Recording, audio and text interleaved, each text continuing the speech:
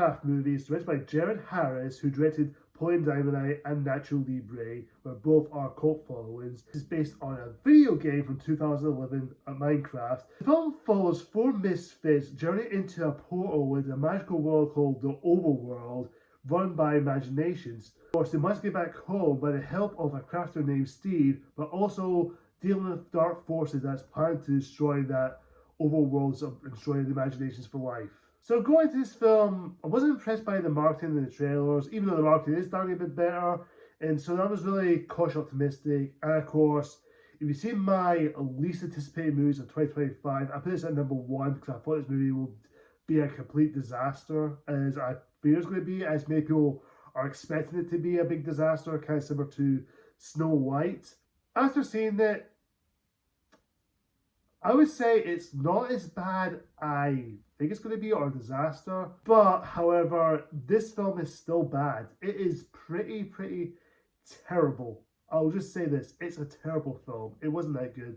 I did not like it at all. Before I go into the negatives, I'll start with the positives. There are some good things about it. I'll say this, the visual effects on this film, the way the film looks, especially the overworld, looks amazing, and the characters' designs for certain stuff. And it's all there. It's visually stunning. It's very crystal clear, and it's also very clean with CGI. If this wasn't for the visual effects department, this film would have been a big, huge mess. And the performances are fine. You know, everyone did their best, but we'll get to the negatives with Jack Black and Jason Momoa. But majority of the performances were fine. They were there, their best, and there are some fun Easter egg and game references for fans that whoever plays the Minecraft stuff, they'll probably got some kick out of it, and some of the references they'll probably will appreciate. But however, despite what I said, this film is a huge mess, because this story as a whole, the plot itself, it's very basic, it's very generic, very weak.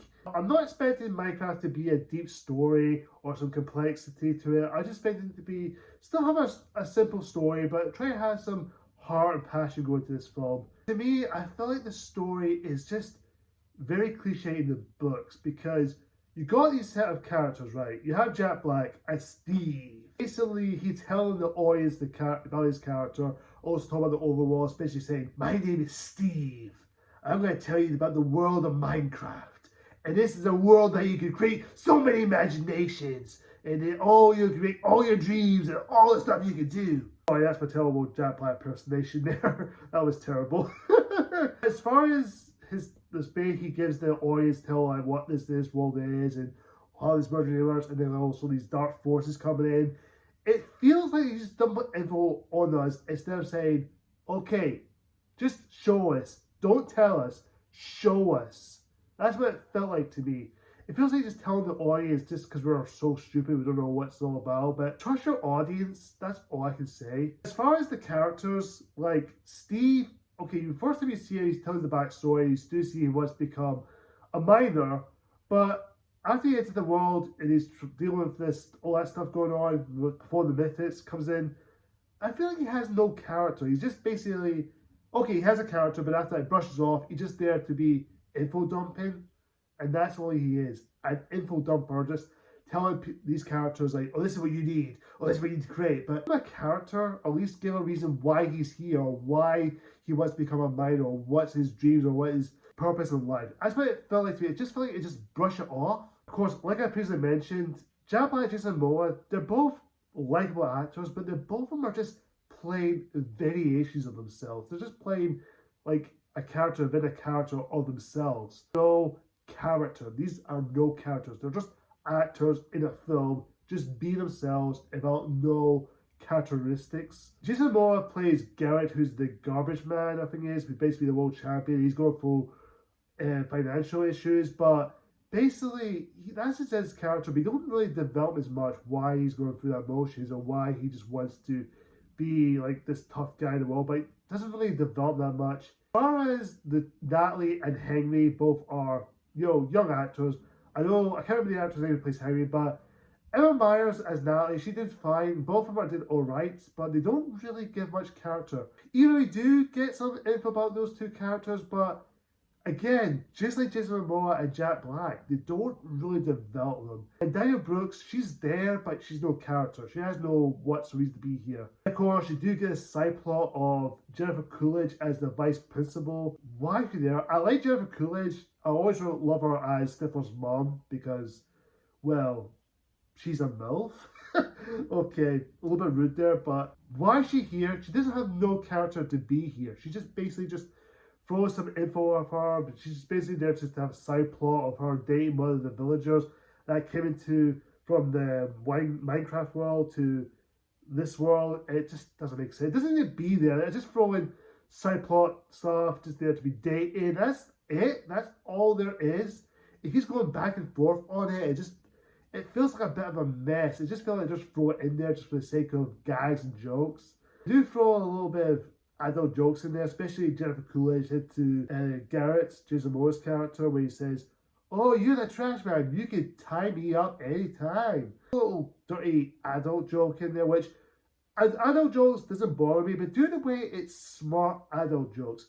Prime example being Toy Story with Woody's hint to Buzz. The word I'm searching for, I can't say because preschool toys are present. That's smart adult humor because at least they did the way it's so smart and kids go, oh, because that means it went over their heads. But this one is just trying to say, oh, she means like she wants to get tied up and gagged. Okay, that's a sex joke. Don't do that, movie. Don't do that. Do it in the way it's smart.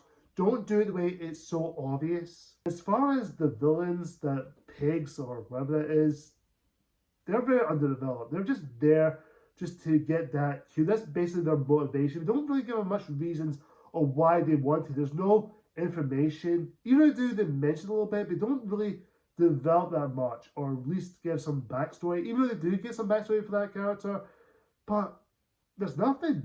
It's just there. And yes, this film is targeted for kids. It is a kids movie overall. Yes, it is aimed for kids. It is a kids film. Kids will enjoy this film. They're gonna have a good time. And some of the kiddie jokes are just butt jokes. They keep going about it because it is basically jokes that are made for 10 years and under. That's what it felt like to me. I did laugh maybe once or twice with some of the humor, but not much. It just wasn't funny. I was completely stone cold for all of it. And I don't want to trash on Jared Hess. I know he's done Napoleon Dynamite, which a film I've not seen. Nacho Libre I have seen. I have a soft spot for that film. I have not seen that film for a long, long time. I remember I didn't like that film. So he has a reputation of some kind of weird, awkward humor, and some of the jokes they felt like it's just there. I can see this film potentially be some kind of it's so bad it's good, or a cult following, or some kind of kids will grow up with it and they'll have some appreciation, kind of like we have with Napoleon Dynamite and also Nacho Libre, which has some kind of cult following to it, which I can see this a potential one. All depends how kids will see it. They'll probably grow up with it. They'll say, oh, I watched this movie and I have a soft spot for it. Critics are so stupid. But okay, it has its audience. But for me, this film is pretty bad. It's not a disaster. It's not a train wreck, but it could have been a train wreck, but it just doesn't work. I thought this film is completely nonsense of imagination. I just rather just be imagining myself at home watching Netflix. I'm going to give a MineCraft film a D+. Guys, I do say go and see it if you want to. If you want to have fun with it, you're going to have a good time. If you're a MineCraft fan, you're going to have a blast watching it. If not, probably best not to watch it. Just watch something else that's worth your time. Guys, comment down below. Have you seen MineCraft? Do you love it? Do you like it? Do you think it's alright? Or do you actually hate it? Whatever the case is, comment down below and tell me what do you think of MineCraft. Thank you so much for watching, guys. Until next time, see ya.